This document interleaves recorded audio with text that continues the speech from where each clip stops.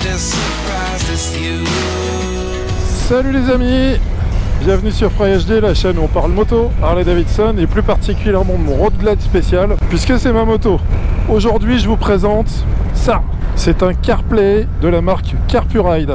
Un équipement qu'on n'a pas l'habitude de voir sur une moto et qui pourtant commence à investir notre domaine. Alors sans plus attendre, je vous fais la présentation. C'est parti!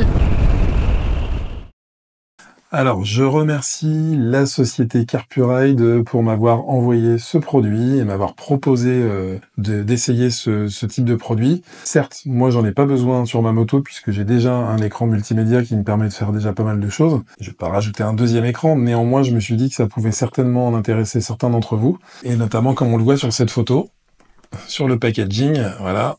Donc on a une moto classique, on va dire, avec juste un compteur kilométrique et cet appareil va nous permettre de rajouter des accessoires supplémentaires et des options supplémentaires. Je trouvais ça plutôt intéressant d'essayer ce type de produit pour voir si ça peut être utile ou pas d'en avoir un sur sa moto.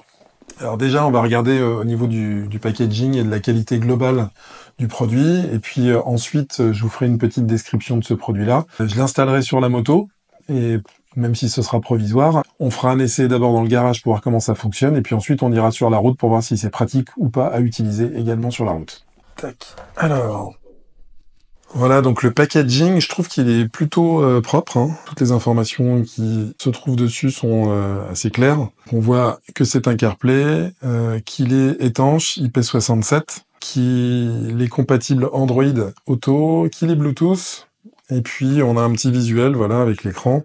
Ensuite, Waterproof Navigator. Voilà, je crois que c'est clair. Là, il est même carrément immergé, en fait, sur cette photo-là. On a un visuel que je viens de vous montrer. Et puis ensuite, on a les différentes caractéristiques du produit. Donc, Bluetooth, IP67, compatible SD card, Voice Control et musique. Donc on va l'ouvrir. J'ai joué le jeu, j'ai pas du tout regardé à l'intérieur du colis jusqu'à aujourd'hui. Je voulais vraiment l'ouvrir avec vous et puis constater la qualité du produit, voilà, en live, en temps réel. Donc ça va être mes réactions vraiment sur un premier aperçu. Déjà, il est bien emballé, une grosse mousse. Là, je le vois dans le fond. Alors, on va le sortir directement. Je vais faire attention parce qu'il y a certainement des câbles, évidemment. Ça, c'est pour l'équipement principal, donc l'écran. Je vois déjà là, ici, un outil. Et ensuite, dans le reste du coffret, en dessous, on va avoir le fusible. Ça, c'est un câblage également. Je vois qu'il y a une prise USB, donc il y a peut-être un adaptateur USB pour l'alimentation. Puis ensuite, on a des fixations. Waouh, ça, c'est costaud, hein. La fixation, elle a l'air bien costaud. On va regarder ça après aussi. Et puis, il nous reste le guide entièrement en anglais.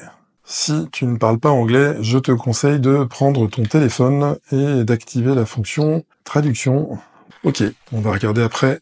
Alors je vais commencer par les accessoires. Là on a, donc là c'est ce que je disais tout à l'heure, c'est certainement un adaptateur. USB boost câble, input 5 volts. Donc effectivement, ça c'est un câble qui va permettre de raccorder notre équipement en USB. Ça c'est vraiment génial parce qu'on voit que d'origine, donc on a ici l'alimentation qui va à la batterie directement. Ça c'est le câble qui est branché directement sur mon écran. Mais si je dévisse cette petite prise là, qui est une prise étanche, on voit ici avec ce petit joint rouge là, donc c'est bien une prise étanche. Eh bien, je peux raccorder cette prise-ci. Je visse et je raccorde mon écran en USB avec ce boost d'alimentation qui va me permettre de le brancher tout simplement. Et moi, je vais utiliser effectivement ce câblage-là puisque j'ai une prise USB sur ma moto et comme je veux pas le laisser en fixe, eh bien, je vais pouvoir me passer de cet équipement-là. Ça, c'est un premier bon point. Quand on a un câblage d'alimentation simple comme un branchement d'USB, sur ce type d'équipement, c'est vraiment un plus, quoi. Alors, ça, c'est donc le système de fixation. Bon, bah, c'est un système standard. Voilà, on dévisse, on oriente comme on veut avec cette rotule. Ça, c'est pratique. Une fois qu'on a fait notre réglage et qu'on a notre orientation, on resserre. On a de l'autre côté la même chose. Donc, je glisse la rotule de l'écran dedans. Je serre, sans rien faire tomber de préférence. Voilà. Et ensuite, je peux orienter, incliner comme je le souhaite.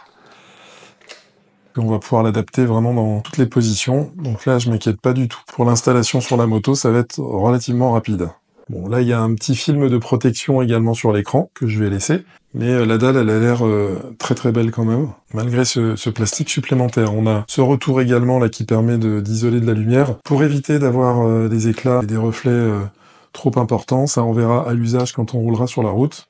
Ici, sur le côté, j'ai l'insert pour une carte mémoire. Et ici, on a l'interrupteur on-off. Il n'y a pas d'autres boutons, pas d'autres branchements. J'ai juste le bouton on-off. Vu que c'est un écran tactile, je pense que tout va se faire après sur la dalle directement. Alors, ça, c'est ma batterie externe.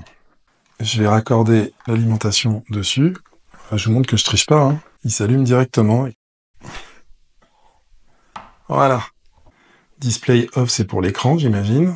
Triciphone, donc on va pouvoir utiliser notre téléphone également, ou déclencher certaines choses depuis l'écran. Ah non, la musique est là. Card, c'est ce que j'ai sur ma carte mémoire. Et on a ensuite les réglages. En haut, on voit différentes fonctionnalités, le son, l'égalisation, le Bluetooth, l'éclairage, et puis ici, je ne sais pas ce que c'est, mais on verra tout à l'heure. Donc ça, c'est la luminosité. Je suis en luminosité minimum, là je viens de la mettre au maximum. On va regarder ce que m'indique le manuel. En tout premier, on va avoir les indications de raccordement et de branchement. Et ensuite, effectivement, je vais avoir les fonctionnalités. Donc, qu'est-ce qu'on me dit ? iPhone CarPlay A Auto, ça va être Android Auto, donc c'est le système Android. Ce CarPlay est compatible iPhone et Android. Audio Output et BT Transp, je ne sais pas ce que c'est, on va voir à l'usage quand on va le tester. Ensuite, on a fonction phone, donc raccordement Bluetooth du téléphone et les fonctionnalités d'un téléphone classique. La musique, toujours en Bluetooth également. La carte mémoire, ensuite les réglages. Bon, ça a l'air plutôt simple, hein. On va regarder directement dessus, puisque vu ce que m'indique la notice, ça m'a pas l'air bien compliqué. Là, je vais ajuster un peu la luminosité pour que ce soit bien clair pour vous. Alors, dans un premier temps, j'ai pris mon téléphone portable. Donc, le CarPuride s'appelle B87FBE. On a le nom qui est indiqué ici. Je le retrouve directement sur mon téléphone. B-CarPuride 87FBE. Alors, je vais me connecter ici. Il me demande de s'associer. 993 110, c'est bien ce qui est indiqué ici. Autoriser l'accès au contact, on va faire oui, parce que je vais peut-être pouvoir récupérer les contacts de mon téléphone, certainement. Voilà, OnePlus 8 de Fry, c'est moi ici. Je suis maintenant connecté, donc je vais pouvoir mettre mon téléphone de côté pour l'instant. Et ensuite, on a donc bienvenue dans Android Auto. On requiert l'autorisation, donc il a compris qu'il était sur un Android et il me dirige lui-même directement sur les bons réglages. Pour tout, bienvenue dans Android Auto. Android Auto va activer le Bluetooth et associer votre téléphone. Il va aussi synchroniser vos contacts avec cette voiture, sauf si vous avez désactivé l'option. Donc là, c'est en train de travailler simultanément sur le téléphone et sur le CarPlay. Et j'ai ma musique aussi, qui est disponible, et ma musique, c'est Deezer. Donc c'est vraiment plutôt pas mal. C'est le fond d'écran de mon téléphone qui a été récupéré. Et puis ensuite, on me propose les fonctionnalités de mon téléphone, tout simplement. Donc avec mes applis, voilà. Effectivement, je peux aussi lancer Waze. Voilà, donc là on est connecté sur mon téléphone, mais j'ai possibilité de revenir sur le menu principal en appuyant sur quitter ici. Voilà, là je reviens sur le menu principal de mon CarPlay, possibilité de régler le son des médias, le son de la voix également. Ensuite là, on a le réglage d'égalisation. Ici c'est la touche pour revenir donc à mon téléphone. Ici c'est la luminosité, on l'a vu tout à l'heure. Et puis ensuite, cette petite touche c'est pour modifier le fond d'écran. Alors on a vu les premières fonctionnalités de cette machine, on va la brancher sur la moto et puis on va tester ça en direct sur la route. C'est parti.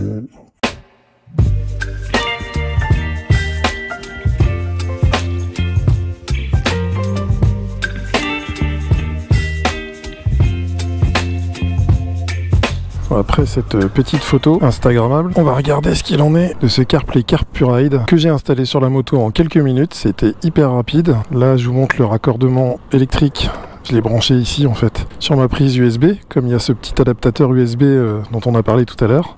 Pour moi, ça a été hyper simple. Évidemment, si il y a besoin de le raccorder sur la batterie, ce sera légèrement plus complexe puisqu'il faudra passer le faisceau jusqu'à la batterie. Mais je trouve que ce petit adaptateur USB est quand même bien pratique. Il y a beaucoup de motos qui sont équipées de prises USB maintenant. Ça permet un raccordement très simple et très rapide. Pour l'installation, avec la fixation, pas de problème non plus. Je l'ai installé très rapidement. Il faut juste une petite clé pour serrer. Moi, le guidon est quand même sur un diamètre assez large, mais il y a deux petites entretoises qui sont prévues dans le colis pour les guidons qui sont plus fins. Donc franchement, aucun souci de ce côté-là. Alors ensuite, dès que je vais mettre le contact au niveau de la moto, ça va allumer le CarPlay. Voilà, le CarPlay s'allume, il met une petite minute quand même à s'allumer, mais il s'allume automatiquement. On arrive sur cet écran d'accueil, on voit que là il n'y a pas de souci au niveau visibilité, hein, je vois très bien et je vous rappelle que j'ai laissé le film de protection, en l'enlevant il y a un reflet en moins quand même et la dalle est de très très bonne qualité. J'ai beaucoup de luminosité donc j'ai mis l'éclairage au max. Ensuite, je vais appuyer sur A Auto pour accéder à mon téléphone. Voilà, et j'arrive sur mon téléphone et on arrive directement sur le WAZ de mon téléphone qui est répliqué sur le CarPlay directement. On me propose de reprendre l'itinéraire précédent que j'avais programmé et puis j'ai la possibilité d'aller chercher des nouveaux itinéraires également si je le souhaite. Ça, pour quelqu'un qui n'a pas de GPS, déjà on a cette fonction GPS directement avec le téléphone. Waouh, un bandit 600. J'avais le même en 1200. Le 4 pattes tellement caractéristique, je pourrais le reconnaître entre 1000. On a d'autres fonctionnalités accessibles directement d'ici, notamment Deezer, que vous pourrez passer directement dans l'intercom du casque. Si j'appuie sur Deezer, voilà, j'ai bien ici la possibilité de mettre en lecture. C'est bien le Deezer de mon téléphone qui est raccordé et qui est récupéré ici. Si vous avez un intercom avec un micro intégré, vous pouvez également émettre des appels, recevoir des appels depuis le CarPlay. Il suffit juste de cliquer sur le contact et voilà, ou d'aller chercher tous ces contacts ici. Et vous pouvez choisir le contact et l'appeler directement. On va retourner sur le GPS parce que je pense que, à mon sens, c'est vraiment la fonctionnalité qui va plaire au plus grand nombre. Et puis on va rouler un petit peu avec pour vous montrer l'efficacité du truc. Alors j'ai des nouveaux gants, je vais pouvoir voir si effectivement l'index fonctionne puisqu'on m'a dit que ça fonctionnait normalement. Si je vais par exemple sur le son, eh ben oui, ça marche. Je vais mettre son activé. Voilà, super. Et on peut zoomer, dézoomer, on a toutes les fonctionnalités. Ah, c'est vraiment pas mal, hein. On va y aller. Ouais.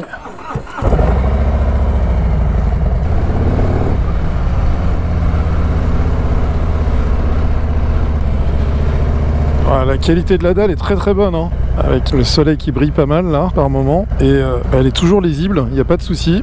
Et puis si je veux accéder aux fonctionnalités, je peux également, voilà, là je vais avoir Deezer ici à droite, WAZ qui se met ici à gauche. Je peux même aller directement dans le téléphone pour pourquoi pas aller chercher d'autres applications. Bon, en roulant, je vois pas trop l'intérêt effectivement. Ce qui va être le plus intéressant, ça reste quand même WAZ ou un autre GPS, peu importe, hein.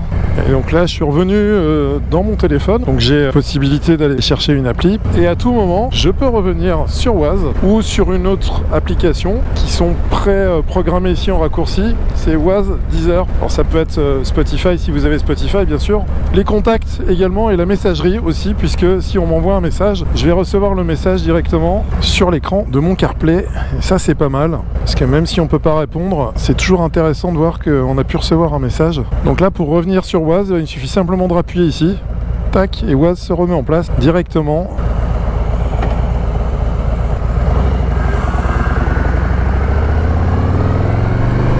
Alors voilà ce que je pouvais vous dire sur ce CarPlay spécial moto de la marque CarPuride qui est un très très bon produit qui va certainement séduire pas mal d'entre vous qui souhaitent récupérer un peu de confort sur leur moto, parce que c'est vrai que avoir un GPS sur la moto c'est quand même un sacré confort. Et puis toutes ces fonctionnalités, la musique, les appels téléphoniques, la récupération des messages, ce sont des services qui peuvent vous séduire. Moi j'ai rien à dire sur ce produit de vraiment négatif, si ce n'est que effectivement comme tout ce type d'équipement, c'est des choses qui peuvent vous perturber de la concentration au niveau de la route, donc il faut être vigilant et faire attention à ne pas se laisser déconcentrer quand on utilise ce type d'équipement. Mais avec l'habitude, ça va tout seul. Alors cet écran existe dans plusieurs dimensions. Le logiciel, lui, sera rigoureusement identique à ce que je vous ai montré là, mais la taille de l'écran peut différer. Celui-ci c'est un écran moyen, donc il y a plus petit, mais il y a aussi des écrans plus grands. et vous pouvez retrouver toutes les informations sur le site de CarPurRide. Si vous souhaitez en acquérir un, c'est également sur le site que ça se passe. Donc je vous laisse toutes les informations ici sur la vidéo et puis également dans la description de la vidéo. Alors évidemment, moi j'ai déjà un écran sur ma moto, aucun intérêt de conserver cet équipement qui m'a été gracieusement offert par CarPurRide. Donc qu'est-ce que je vais en faire de cet équipement? Eh ben, ce que je vous propose les gars, c'est de vous abonner à ma chaîne, de vous abonner également à ma page Instagram, parce que d'ici quelques semaines, en partenariat avec le garage Mike American Bikes, on va organiser un concours où vous allez pouvoir gagner ce CarPlay pour moto flambant neuf qui n'aura été utilisé qu'une seule fois pour l'essai et cette présentation que je vous fais aujourd'hui. Vous suivez ma page Instagram, je vous avertirai du lancement du concours et vous pourrez jouer très simplement pour gagner ce CarPlay. Le concours est prévu pour le mois de juillet. Donc ça va arriver assez vite et je vous redonnerai sur ma page Instagram toutes les conditions pour pouvoir le gagner. En attendant, il me reste à vous souhaiter une excellente fin de journée, un bon week-end, une bonne semaine et puis on se dit à très bientôt. Allez, ciao!